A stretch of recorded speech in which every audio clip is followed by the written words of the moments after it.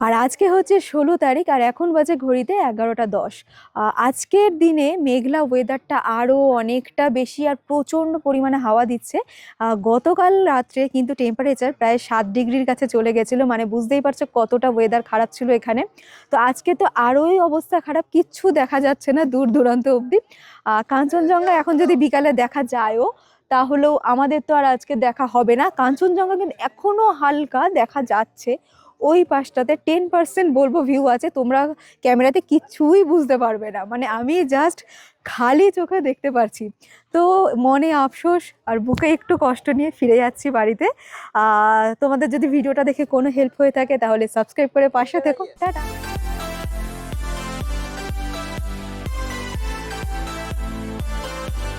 শিটংয়ের এপিসোডের আজকে আমাদের শেষ দিন, 16ই ফেব্রুয়ারি।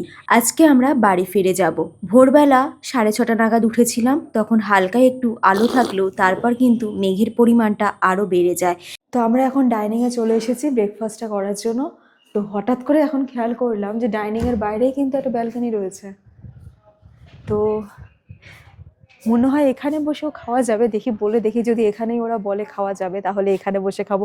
এখান থেকেও কিন্তু সুন্দর একটা ভিউ উপভোগ করা যাবে, মানে এর অপোজিটেই কিন্তু ওই পাশের রুমটাই আমাদের ছিল। এখন ঘড়ির কাঁটায় বাজে 11:30। আমরা এবার একটুখানি টাইম কাটিয়ে আর আধ ঘন্টা 1 ঘন্টার মধ্যেই রওনা দেব। আমাদের যে দাদা প্রবেশ ভাইয়া, উনিই আমাদের আজকে ছেড়ে দেবেন স্টেশন অবধি। প্রথমে চলে এসেছে গরম গরম পরোটা, দেখো এটা, এর মধ্যে কিছু দেওয়া রয়েছে ভেজিস টাইপের, তার সাথে এখানে আচার, মিক্সড পিকেল, সাথে দই।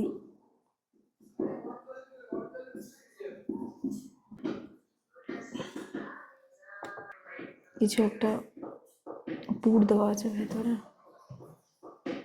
ও আলু পরোটা, আলু পরোটা সাথে দই আর একটু আচার।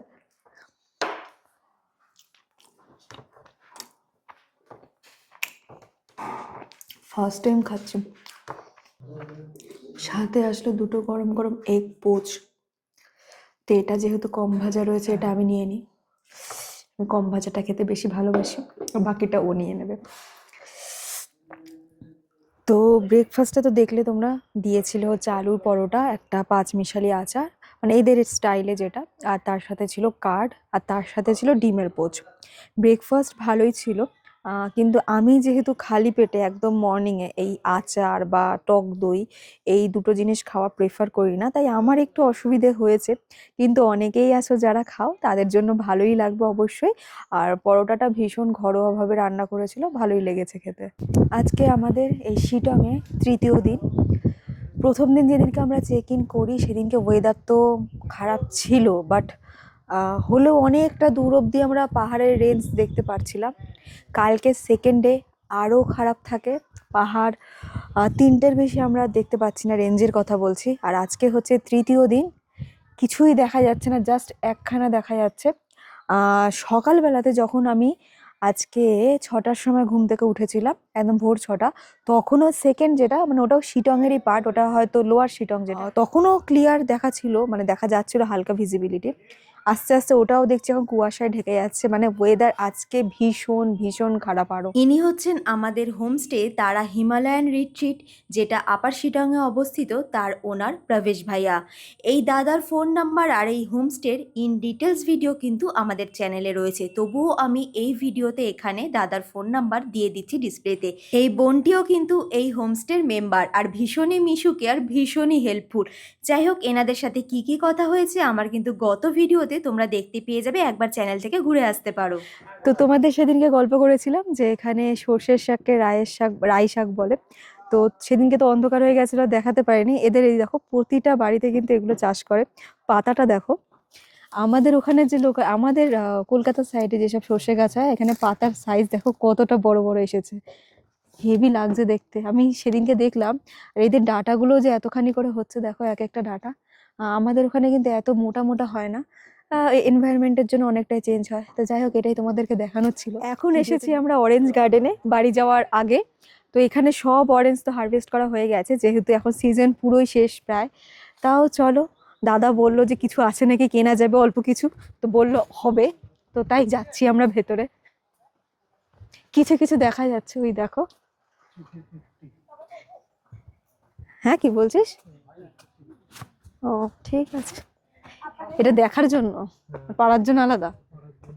ও মাই গড, সর্ষে শাক দেখ কত বড় বড়। এদিকে দেখা, এই যে এইখানে শাকটা কত বড়।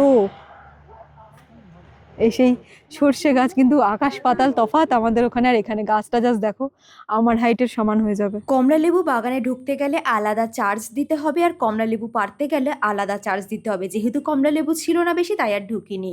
এখানে অরেঞ্জের সাইজ একদম ছোট্ট ছোট্ট ছিল, পাতিলেবুর মতো। তো আমরা যেহেতু কিনবো কয়েকটা, তো বললো নিচের দিকে যাও, নিচের দিকে গেলে নাকি বড় পাওয়া যাবে। তো কমলা লেবু না কিনে তো আমরা একটা সাকুলেন্ট কিনে চলে আসলাম, গাছ 100 টাকা দিয়ে। তবে আমরা সামনে কিন্তু আর কোনো কমলালেবুর বাগান দেখতে পাইনি। তো আমরা এখন রিটার্ন করার সময় রাস্তার একটা ধারে দাঁড়ালাম। ভিউটা খুব সুন্দর লাগছে, যদিও দেখতে পাচ্ছ পুরো মেঘলা ওয়েদার, তাও যেটুকু দেখা যাচ্ছে চুচেডুঙা জায়গার নাম। দেখতে পাচ্ছ যেটুকু উপরে একটা ভিউ পয়েন্ট দেখা যাচ্ছে, বলছে এখান থেকে যাওয়া যায়। দেখি ওপাশ দিয়ে সিঁড়ি রয়েছে, তো চলো গিয়েই দেখি। যখন দাঁড়িয়েই পড়েছি, একবার ঘুরেই আসি চলো। এনজিপি যাওয়ার পথে মাঝখানে কিন্তু এই ভিউ পয়েন্টটাতে দাঁড়িয়েছিল। এই লোকেশনটার নাম হচ্ছে চুচেডুঙা। ভিউ পয়েন্টটায় ওঠার চেষ্টা করছি সিঁড়ি দিয়ে, অনেকটাই উঁচু। এই পাশ থেকে ভিউটা দেখো। এখানে তাও যেহেতু এটা শিটং ছি, তো এই সিঁড়িটা দিয়ে ওই উপরে চলে যাচ্ছে মনে হয়, ওয়াচ টাওয়ার রয়েছে। তো অতটা এখন আর যাবো না, 3 দিনে প্রচুর হাঁটাহাঁটি হয়ে গেছে। কিন্তু এখান থেকে যেটুকু ভিজিবিলিটি দেখা যাচ্ছে তোমাদেরকে সেটুকুই দেখালাম।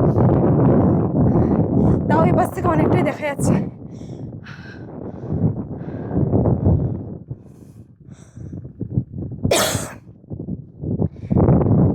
এই যে জায়গাটা দেখা যাচ্ছে, এখানের নাম হচ্ছে লাংকু। তো আমি এখন আই লাভ লাংকুর সামনে দাঁড়িয়ে রয়েছি। এরপরে এইখানে লাস্ট আমাদের দাঁড়ানো, তারপর একদম চলে যাব এনজিপির দিকে। যেই রাস্তা দিয়ে এখন আমাদেরকে দাদা ডাউনে নিয়ে যাচ্ছে, রাস্তাটা কিন্তু একটু অফবিট, হালকা ভাঙাচুরা আছে, অতটা কনস্ট্রাকশন করা নেই। কিন্তু রাস্তাটা দিয়ে যাওয়ার সময় না প্রচণ্ড একটা গাটা ছমছম করছিল, খানিকটা ওই হিন্দি মুভি আছে ভেরিয়া, ওর মতো একটা ফিল আসছিল। আশেপাশের গাছগুলো দেখো, লম্বা লম্বা সারিবদ্ধ হয়ে, শাল গাছ বা কোনো গাছ, পাহাড়ি গাছের তো অত নাম জানি না, তবে হ্যাঁ ওই তো দেখা যাচ্ছে কয়েকটা ছিল শাল গাছ। সব গাছ গাড়িতে বসে বসে দেখা যাচ্ছিল না, কিন্তু যাওয়ার সময় কি যেন মনে হচ্ছে হারিয়ে গেল আমার। এই বেশি দিন তো থাকতে পারলাম না পাহাড়ের, সময়টা কাটাতে গেলে আরও কয়েকটা দিন আমাদের হাতে নিয়ে আসতে হতো। কিন্তু যেহেতু আমরা ছুটি পাইনি খুব বেশি, তাই সত্যি কথা বলতে আমাদের হাতের টাইমটা খুবই কম ছিল। তাই 2 দিন মন ভরে আমরা পাহাড়টা উপভোগই করতে পারলাম না। আর যেহেতু আমরা জীবনে প্রথমবার দার্জিলিংয়ে বা পাহাড়ে এসেছি, তাই মনে অনেকটাই আক্ষেপ রইল। তবে চেষ্টা করব আবার খুব তাড়াতাড়ি পাহাড়ে ঘুরতে যাওয়ার। যাই হোক, দেখো এই গাছপালা দেখতে দেখতেই রাস্তাগুলো যখন পেরিয়ে চলেছি, কী যে ভালো লাগছে, আবার মনটাও ভীষণ খারাপ লাগছে। আমরা কিন্তু ধীরে ধীরে মেন রোডে এসে পৌঁছিয়ে গেছি। পাশেই এবার দেখা যাবে তিস্তা নদী। আমরা যখন গেছিলাম ফেব্রুয়ারি মাসে, তখন কিন্তু তিস্তার জল অনেকটাই কম ছিল।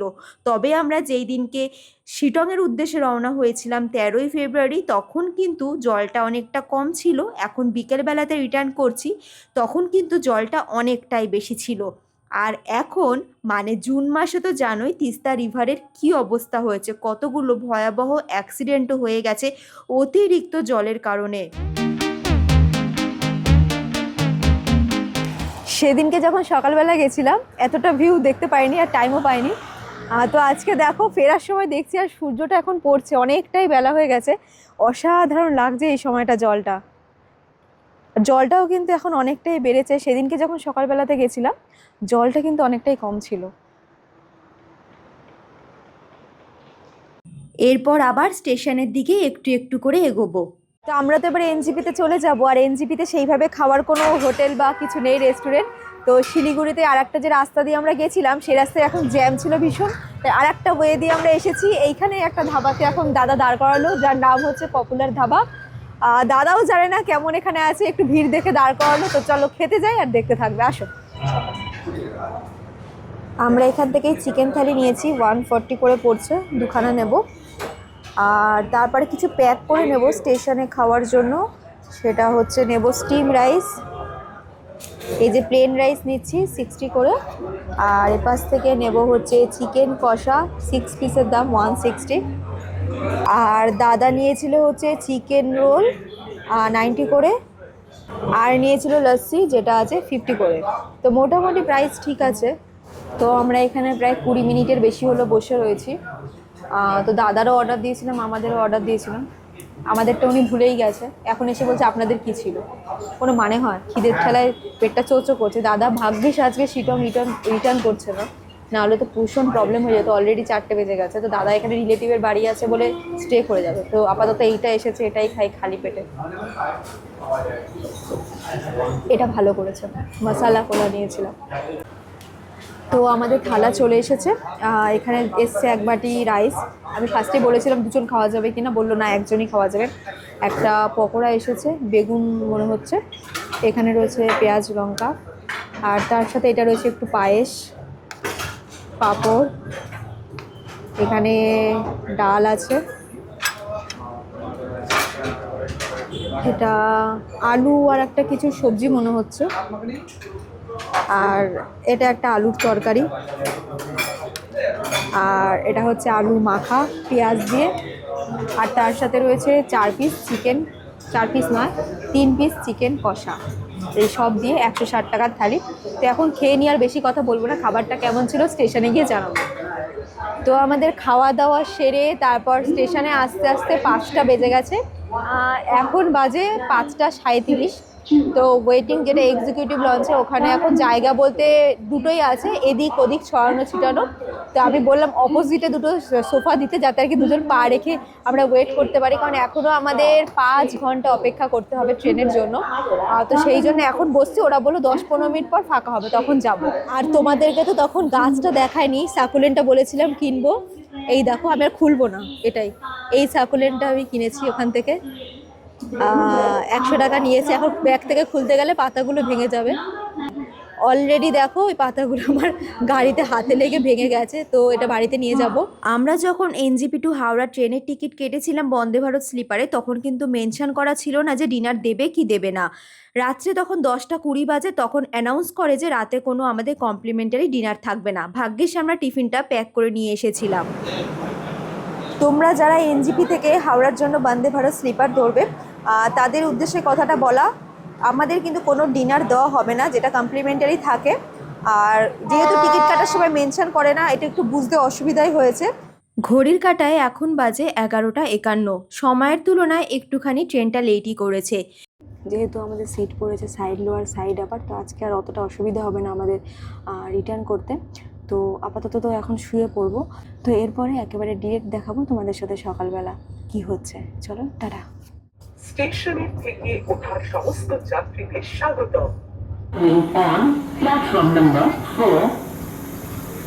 এখন বাজে 7টা 43। বন্দে ভারত স্লিপার এইমাত্র ব্যান্ডেল ক্রস করে গেল। আমাদের ব্যান্ডেল থেকে যেহেতু বাড়ি ফিরতে সুবিধা, তো ব্যান্ডেলে নেমে গেছি। তো আজকের জন্য এখানে ভিডিওটা শেষ করছি। দেখা হবে নতুন কোনো জার্নি নিয়ে। আর যদি ভিডিওটা দেখে তোমাদের কিছু ভালো লেগে থাকে বা কিছু তোমাদের উপকার হয়ে থাকে, তাহলে অবশ্যই সাবস্ক্রাইব করে পাশে থেকো। টাটা।